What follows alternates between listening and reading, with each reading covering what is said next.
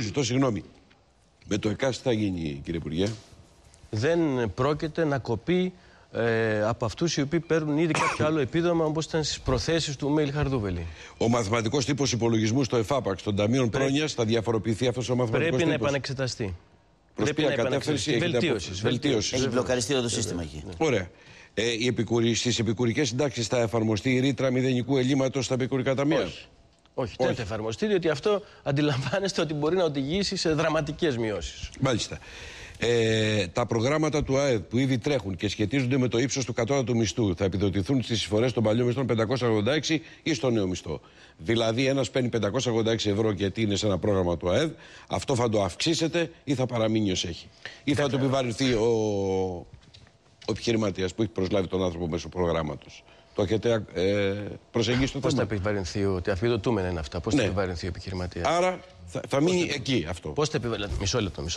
Γιατί δεν είναι μεσοέσπα νομίζω και δεν έχουν. Ναι, ακριβώς. Αυτά είναι μέσω έσπα αυτά τα προγράμματα. Και υπάρχουν και κάποια τα οποία εκκρεμεί από το προηγούμενο έσπα η υλοποίησή τους. Μάλιστα. Θα δούμε τι τροποποίησεις θα γίνουν σε αυτά, έτσι ώστε να κινηθούν σε μια διαφορετική λογική. Κοιτάξτε να δείτε. Αυτά που υπάρχουν όμως δεν μπορούν να αλλάξουν. Η λογική μέχρι τώρα αυτών των προγραμμάτων, που ήταν ας πούμε τα λεγόμενα κοινοφελή προγράμματα απασχόλησης, ήταν ουσιαστικά στο να μοιράσουν τη φτώχεια. Κατά τη γνώμη μου, όλα αυτά τα προγράμματα θα πρέπει να αποσκοπούν στο να δημιουργούν στο τέλος τους μόνιμες θέσεις εργασίας. Είτε στον ιδιωτικό είτε στο δημόσιο τομέα. Αυτός είναι ο ρόλος τους. Αλλά άλλοτε γίνεται, άλλοτε δεν γίνεται. Όταν παίρνετε ένα πενταμηνίτη και την επόμενη φορά θα είναι ένας άλλος πενταμηνίτης, μέχρι που να μάθετε ότι γίνεται, περνάει 1,5 μήνα. Και 1,5 μήνα πριν σκέφτεται ότι θα φύγει. Εγώ ρωτάω το εξής. Άκουσα μέσω τέτοιων προγραμμάτων. Ένα παράδειγμα να καταλάβετε. Άκουσα μέσω τέτοιων προγραμμάτων ότι πήρανε ανθρώπους πολιτικούς μηχανικούς και τους βάλανε σε εντατικές νοσοκομείων. Και τους είπανε: γιατροί, παιδιά, καθίστε στην άκρη. Εδώ πέρα εγχειρίζουμε ανθρώπους. Παίζουμε με ζωές. Πάμε λίγο πιο γρήγορα.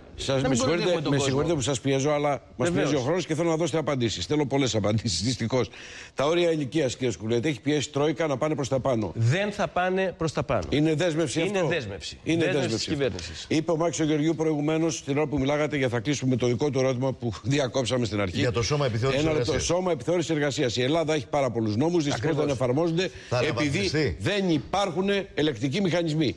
Προτίθεστε επιτέλους να φτιάξετε ένα σοβαρό ελεκτικό μηχανισμό?